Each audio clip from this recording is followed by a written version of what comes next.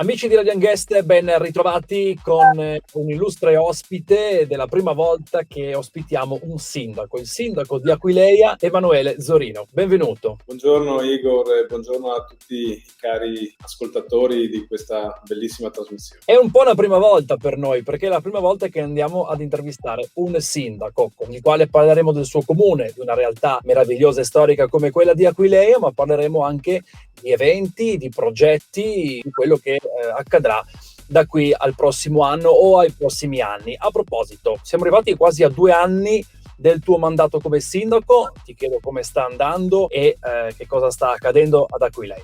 Igor, sai, questi sono anni che sono stati purtroppo, soprattutto l'ultimo, costellati di tutta una serie di gravosi avvenimenti che hanno un po' modificato quello che è il nostro modo di vedere chiaramente la società, di vedere appunto quello che è, quello che succedeva. La vita è cambiata in maniera formale e ancora oggi lo stiamo, tra virgolette, subendo. Sono stati 2 anni molto intensi, devo dire la verità, perché siamo passati da un primo periodo dove logicamente abbiamo come formazione, diciamo, di governo, abbiamo impostato tutta una serie di progettualità che erano le progettualità che volevamo sviluppare e che stiamo sviluppando, insomma, nel corso di questo mandato.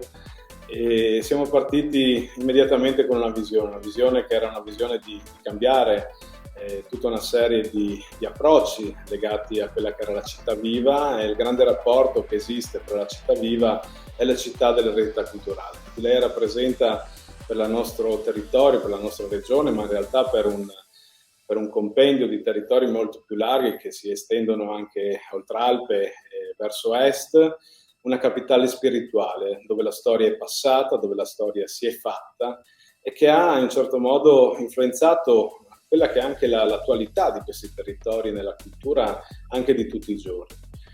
Abbiamo cercato di immaginare come il luogo, voglio dire, dell'eredità culturale che è rappresentato da tutti i nostri siti archeologici, l'area basilicale, i musei, per cui noi siamo famosi, voglio dire, nel mondo, e come farli diventare effettivamente un qualcosa che possa essere fruibile e soprattutto come costruire anche una cittadinanza che fosse conscia di questa grande eredità e che poi riuscisse a diventare essa stessa testimone.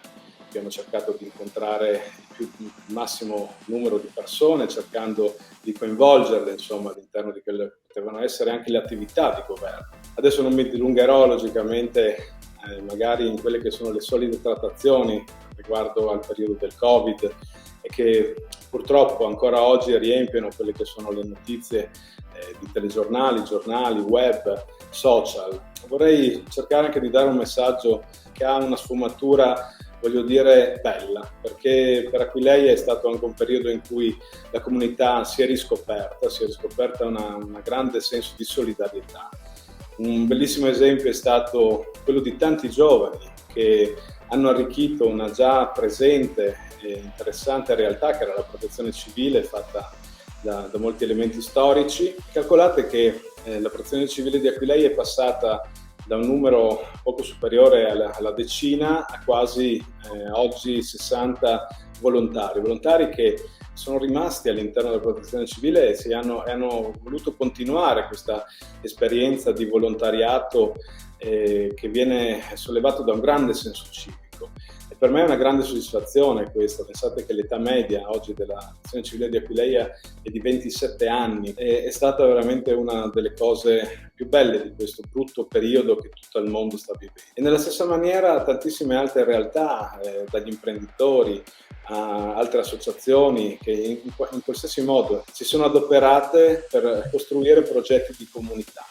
E questa è stata un po' una modalità che ci ha anche ispirato. È nato anche un progetto che abbiamo sviluppato all'interno della nostra giunta e poi approvato in consiglio comunale, che è un progetto che appunto dà le linee guida per l'idea di una città durante la pandemia, ma anche una visione per il post-pandemia, imparando da quello che è successo e immaginando proprio un progetto che si chiama Slow Aquileia, fra l'altro, puntando su una nostra caratteristica e la caratteristica anche di tutta la regione Friuli-Venezia Giulia, che è di un lusso che abbiamo, che è il lusso della bassa densità. Vedo che hai toccato diverse tematiche, l'aspetto sociale, la partecipazione del cittadino di Aquileia, nell'esempio proprio della protezione civile.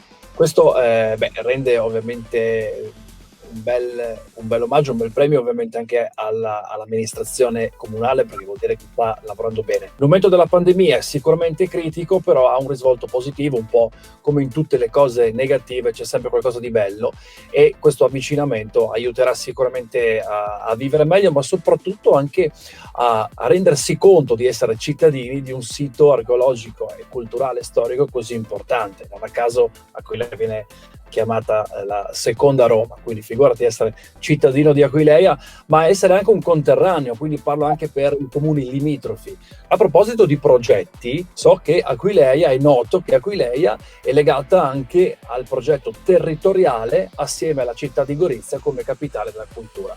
Ce ne parli di questo? Aquileia e la sua storia sono legate con un filo molto stretto, molto forte e soprattutto vicino a quella della storia del territorio di Gorizia. Fin da subito, e fin da prima in realtà, il Comune di Gorizia, prima ancora della candidatura, avevamo approcciato una serie di idee per poi rafforzare delle progettualità macro-territoriali proprio per identificare un'area di interesse turistica, culturale, per eventi e tutta una serie di iniziative. E poi è arrivata questa idea, insomma, della candidatura, e noi, insieme tra l'altro alla Società per la Conservazione della Basilica e la diocesi, l'arcidiocesi di Gorizia, e abbiamo subito accolto quello che è il messaggio da parte del sindaco e amico Ziberna e anche dell'assessore Oreti, proprio per collaborare proprio fattivamente alla stesura del progetto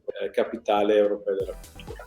Stiamo continuando a confrontarci su quella che potrà essere, il valore che potrà avere questa candidatura, che non sarà una candidatura solo per Gorizia, e questo è una cosa che mi fa molto piacere, perché lo sento dire spesso al sindaco e gli fa molto onore, perché un po' come noi, che consideriamo insomma il nostro valore culturale un valore per un territorio molto più esteso, questa candidatura sarà una possibilità per tutta la regione, se non per tutta la nazione addirittura. Un'occasione anche turistica, naturalmente anche economica, per dare supporto alle tante attività che sicuramente arrivano sofferenti da questa pandemia. Peraltro ad Aquileia c'è l'arrivo di una delle più importanti maratone d'Europa, la maratona dell'UNESCO.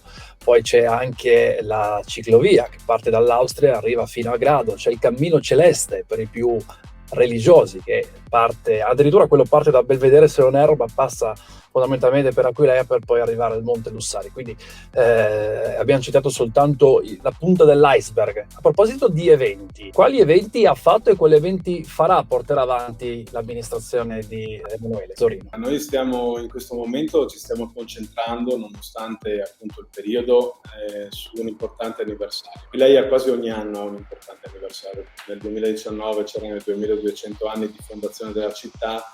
Questo 2021 vede un anniversario di carattere nazionale importantissimo, molto evocativo.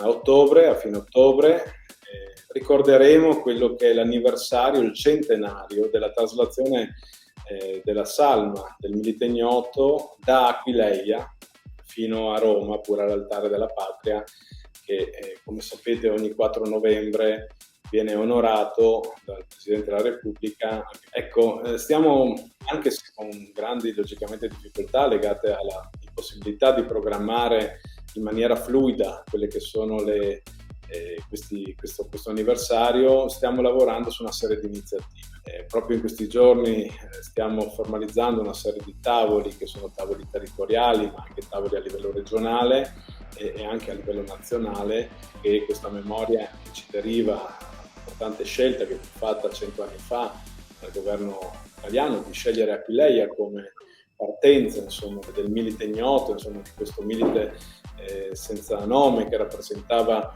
tutti i caduti, insomma, della Grande Guerra, partì proprio da Aquileia. Tante volte non si ricorda, ma è una cosa importante. Abbiamo le altre 10 salme che riposano sotto l'arcosolio che guarda verso verso il Carso, verso Re di Puglia, e la madre che scelse, una madre friulana, Maria Bergamas, che appunto il 28 ottobre del 1921 scelse fra 11 bare la bara di quel soldato che avrebbe, quel figlio che avrebbe rappresentato i caduti della nostra nazione. All'interno di questo diciamo, anniversario, una notizia di cui io vado molto fiero, la mia amministrazione va molto fiera, è quella che siamo riusciti dopo lunghe, voglio dire, trattative anche con Ferrovie dello Stato, che ringrazio comunque sempre per una grande collaborazione, ripeto, sempre in periodi di Covid, dove è stato difficile, chiaramente, perché abbiamo sempre dovuto utilizzare sistemi di carattere telematico per incontrarci fondamentalmente. Quindi, un po' come stiamo facendo io e te adesso. È chiaramente diverso da dover essere a distanza. In ogni caso, all'interno, in questo periodo, in quest'ultimo anno, siamo riusciti a trovare una soluzione. Dagli inizi dell'anno la stazione può notare, quando si passa sulla ciclovia Alpenadria e si passa a Aquileia subito dopo il foro sulla destra, attualmente è nelle disponibilità del comune di Aquileia, quindi la nostra amministrazione che grazie a una concertazione con la regione e in particolare con la direzione cultura e l'assessorato alla cultura, è riuscita a reperire l'amministrazione dei fondi per avviare, quindi porre la prima pietra per il restauro di un monumento che restituiremo alla nazione, perché è un vero e proprio monumento, perché da lì, con la ferrovia che oggi non c'è più, da lì è partito il Milite Ignoto alla volta il 29, questo la mattina del 29 ottobre, è partito per arrivare la notte del 3 novembre a Roma, che appunto è un'importante tappa proprio della storia. Questo a significare cosa? Che Aquileia è stata fondata nel 181 a.C., ha avuto una storia nell'epoca romana molto importante, fino al IV, V, VI secolo, veramente fino diciamo dall'epoca repubblicana, passando dall'impero, nel tardo impero, ma anche nell'epoca paleocristiana, una centralità formidabile. E subito dopo, anche dopo la sua distruzione, quello che è nella leggenda è la sua distruzione, ha subito ritrovato una vita, e fino appunto al VI secolo, fino all'epoca longobarda, e poi dopo ancora nel patriarcato, quindi come capitale spirituale ma anche temporale della patria del Friuli, fino ad arrivare addirittura ai giorni nostri, quindi all'inizio del secolo, del Novecento, a essere ancora ricordata per un'importanza incredibile dal punto di vista proprio storico. Quindi una vita che è continuata, sempre e comunque, e che manifesta ancora di più l'importanza che ha per il nostro territorio regionale, ma anche per tutta la penisola e l'area mediterranea, ma che dobbiamo assolutamente porre in riflessione per quella che è stata la sua importanza nel panorama veramente della costruzione anche dell'Europa. Ma intanto bisognerebbe soffermarsi a pensare a quanti regali dalla nostra regione, grazie ai retaggi storici, grazie alla sua storia, e che vengono magistralmente evidenziati, sottolineati, come sta facendo la tua amministrazione, quindi ti facciamo i complimenti. Io e Emanuele ci conosciamo da tanti anni e ci stiamo dando del tu, ecco il motivo di questa intervista molto confidenziale. Siamo arrivati alla fine, è stato veramente un piacere, noi ti facciamo i nostri auguri e ovviamente speriamo di rivederci presto. Grazie ancora. Igor, a presto, grazie ancora, continua così perché è importante. E appunto, come hai detto bene, ci conosciamo da tanto tempo proprio per il concetto del mondo degli eventi, dello spettacolo.